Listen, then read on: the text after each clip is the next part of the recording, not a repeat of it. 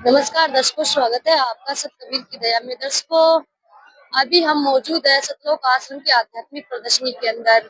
लोगों का मानना है कि कबीर परमेश्वर सह शरीर प्रकट होते हैं और सह शरीर ही वापस चले जाते हैं। तो आज हम इनका प्रमाण शास्त्रों से देखेंगे, क्या परमात्मा सह शरीर प्रकट होते हैं और सह शरीर वापस चले जाते हैं। नमस्कार जी। नमस्कार जी। जी, क्या नाम है आपका और आप कहाँ से हो? मेरा नाम चारण है और मैं सिरोही जिले से हूँ, राजस्थान से। जी, हमें ये बताइए कि परमात्मा सह शरीर प्रकट होते हैं और सह शरीर वापस चले जाते हैं। इसका कोई प्रमाण अपने शास्त्रों में है? इसका प्रमाण वेदों के अंदर भी बहुत है। कबीर सागर के अंदर तो गरीबदास जी महाराज ने दिए हुए ही है, लेकिन वो एक प्रमाण बताता हूँ कि अर्जुन वेद अध्याय 40 का श्लोक 8 है, उसके अंदर 3-4 प्रमाण एक साथ मिलते हैं कि परमात्मा वो सशरीर आता है और सशरीर जाता है। परमात्मा साकार है, उसका नाड़ी शरीर नहीं है, 5 तत्व से बना हुआ शरीर नहीं है, उनका नूरी शरीर है, एक तत्व से बना हुआ शरीर है। इसका अगर प्रमाण आपके देखना है तो मैं अर्जुन वेद अध्याय 40 का बता सकता हूँ। तो देखो आप, ये है अर्जुन वेद, इसका अध्याय ये 40, इसका अध्याय 40, ये है अध्याय 40। इसके अंदर आप देख सकते हो, ये हिंदी अनुवाद है ऐसा, इसका स्थूल सूक्ष्म और कारण रहित, वर्णनम सिद्ध रहित और निषेध करने योग्य नाड़ी आदि के साथ संबंध स्वरूप बंधन से रहित, शुद्धम अविद्या दोषों से रहित होने से सदा पवित्र और पाप युक्त, पापकारी और पाप में प्रीति करने वाले कभी नहीं होता।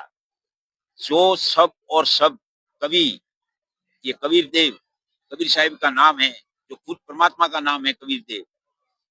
बराबर सब जीवों के मनों की वृत्तियों को जानने वाला, परिभू, दुष्ट पापियों का तिरस्कार करने वाला, स्वयं भू अनादि स्वरूप, जिसकी सहयोग से के वियोग से विनाश, माता पिता गर्भपात जन्म वृद्धि और मरण नहीं होते हैं, वह परमात्मा शाश्वत सनातन अनादि स्वरूप अपने अपने स्वरूप से उत्पत्ति और विनाश रहित, प्रजाओं के लिए यथार्थ भाव से वेद द्वारा सब पदार्थों को विशेष कर बनाता है। स वही परमेश्वर तुम लोगों को उपासना करने योग्य है। इसके अंदर एक साथ में कितने ढेर सारे प्रमाण बता दिए वेद के अंदर कि वो परमात्मा साकार है, सशरीर है, वो संयम भू है, उसका शरीर दूरी शरीर है, एक तत्व से बना हुआ, ये 5 तत्व से बना हुआ शरीर है नहीं, वो अनादि है, उसकी उत्पत्ति कोई माँ के गर्भ से नहीं होती है, वो सशरीर आता है और सशरीर जाता है। हमें ये बताए कि परमात्मा की प्रवर्ष की लीला कुंवारी गाय से होती है। इसका कोई प्रमाण अपने शास्त्रों में है? हाँ, इसका भी प्रमाण ऋग्वेद के अंदर भी है कि जो परमात्मा शिशु रूप में प्रकट होता है कमल के फूल पे, और उसको निसंतान दंपति लेकर जाते हैं और उनकी परवरिश कुंवारी गाय के दूध से होती है। तो इसका भी प्रमाण हम आपको बताते हैं। ये है, हाँ मैं आपको, ये ऋग्वेद है, इस ऋग्वेद के अंदर आपको इसका प्रमाण मैं बताता हूँ कि परमात्मा की परवरिश कुंवारी गाय से होती है। ये देखो, ऋग्वेद है, मंडल नंबर 9 से 10, हर्षवर्धन दयानंद सरस्वती का लिखा हुआ है, भावार्थ किया हुआ है इसका। ये है ऋग्वेद मंडल नंबर 9, सूक्त 1 और मंत्र 9 के अंदर, इसके अंदर लिखा हुआ है कि उस सौम्य स्वरूप परमात्मा, सौम्य स्वभाव वाले परमात्मा, श्रद्धालु पुरुष को, परमात्मा को पुरुष बोलते हैं। शिशु रूप में जब वो कुंवारी अवस्था में आते हैं तो उनकी अहिंसनीय हिनव भावें तृप्त करती हैं। इसका मतलब है कि जो परमात्मा बाल अवस्था में आते हैं तब उनकी तृप्ति कुंवारी गाय के दूध से होती है, और कुंवारी गाय प्राप्त करती है परमात्मा को। ये आपको मैंने प्रमाण ऋग्वेद मंडल 9 सूक्त 1 और मंत्र 9 में बता दिया। सर, हमें आपसे जानना चाहते हैं कि परमात्मा एक देशी है, यानी सतलोक में विराजमान है। तो क्या सतलोक का प्रमाण अपने शास्त्रों में है? हाँ है, उसका भी प्रमाण मैं आपको बता सकता हूँ, इस ऋग्वेद मंडल से ही बता सकता हूँ। तो मैं आपको ये इसका प्रमाण ऋग्वेद मंडल के अंदर बता देता हूँ कि जो परमात्मा ऊपर विराजमान है वो धाम कौन सा है। ये है ऋग्वेद मंडल नंबर 9 से 10, महर्षि दयानंद सरस्वती जी का भावार्थ किया हुआ है। इसके इसका ये ऋग्वेद मंडल नंबर 9 सूक्त 54 के ये मंत्र नंबर 3 के अंदर ये लिखा हुआ है कि संपूर्ण ब्रह्मांडों के ऊर्ध्व भाग में वर्तमान में वो परमात्मा रहता है, भूलोक के तीसरे पृष्ठ पर। इसका ये एक तो प्रमाण मैंने आपके यही बता दिया, ऋग्वेद मंडल नंबर 9 और सूक्त 54 के अंदर। और मैं आपको बता देता हूँ सूक्त नंबर 9, अरे अध्याय नंबर 9 और सूक्त नंबर 86 के अंदर जो आप देख सकते हैं, ये रहा, उसके अंदर भी ये लिखा हुआ है, यही वो ऋग्वेद है जो आपने आगे आपको बताया। इसके अंदर ये लिखा हुआ है कि देवयान और पित्यान इन दोनों से पृथक तीसरा जो मुक्ति धाम है उसमें विराजमान है, जो इन सभी 21 ब्रह्मांडों के ऊपर भूलोक के तीसरे पृष्ठ पर परमात्मा विराजमान है। इसका अर्थ ये होता है कि सभी लोकों के ऊपर वहां पे परमात्मा साकार रूप में विराजमान है। ये आपको दो प्रमाण तो ये भी बता दिए, ये इन मंत्रों से दो तीन प्रमाण मिलते हैं कि परमात्मा साकार है, इसीलिए तो भूलोक के तीसरे पृष्ठ पर विराजमान है। तीसरी दूसरी बात है कि वो अमरलोक जो सतलोक जो शाश्वत धाम कहते हैं, जो गीता जी के अंदर भी अध्याय 18 का 62वां श्लोक के अंदर अर्जुन को कह रहे हैं कि अर्जुन उस परमात्मा की शरण में जा जहाँ जाने के बाद में साधक लौट के नहीं आता, वो शाश्वत स्थान।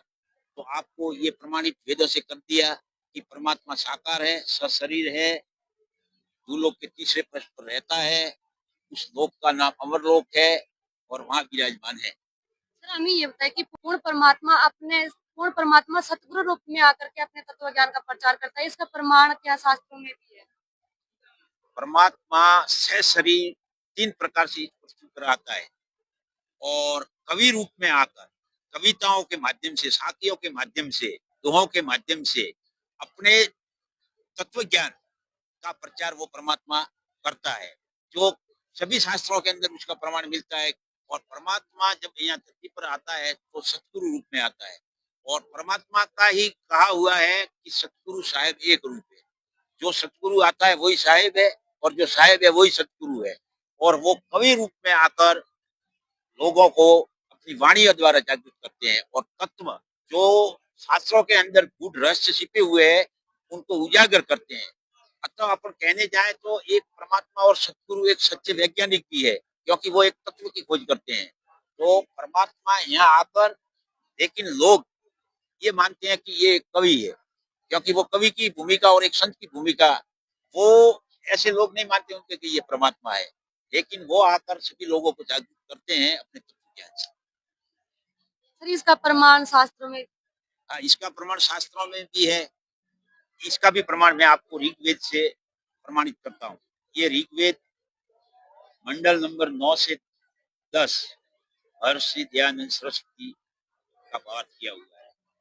इसके मंडल नंबर ऋग्वेद मंडल नंबर 9 और सूक्त 95 का मंत्र नंबर 2 जो ये कह रहा है कि वह पूर्वत परमात्मा साक्षात्कार को प्राप्त हुआ, वाक द्वारा मुक्ति मार्ग की प्रेरणा करता है, वाणियों द्वारा मोक्ष प्रदान करने के मंत्र और अपनी वाणियों द्वारा तत्व ज्ञान लोगों तक पहुंचाता है। इसके अंदर ये जो प्रमाण दिया हुआ है। उसके बाद में जैसा कि नौका के पार लगा के समय नाविक प्रेरणा करता है और सब देवों का देव गुप्त संज्ञाओं को प्रकट करता है वाणी रूपी यज्ञ के लिए। अपनी वाणी द्वारा, मैंने आपको पहले ही बताया कि वो कवि रूप में आते हैं और अपनी कविताओं और दोहों के माध्यम से लोगों को अपना ज्ञान बताते हैं और जो शास्त्रों के अंदर छुपे हुए गूढ़ रहस्य को उजागर करते हैं। तो परमात्मा कवि रूप में धरती पर आते हैं और अपना ज्ञान लोगों को बताते हैं। सर पूर्ण परमात्मा सशरीर सतलोक चले जाते हैं, इसका भी क्या प्रमाण है?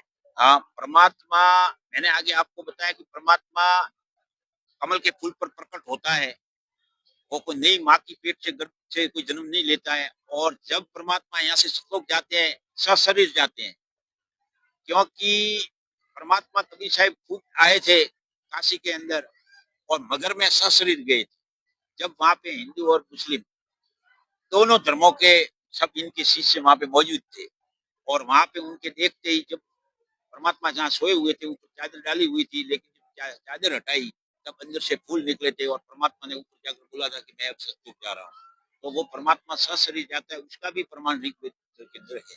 तो मैं आपको दर्शकों, अभी के लिए इतना ही। बने रहे आप हमारे चैनल के साथ। धन्यवाद।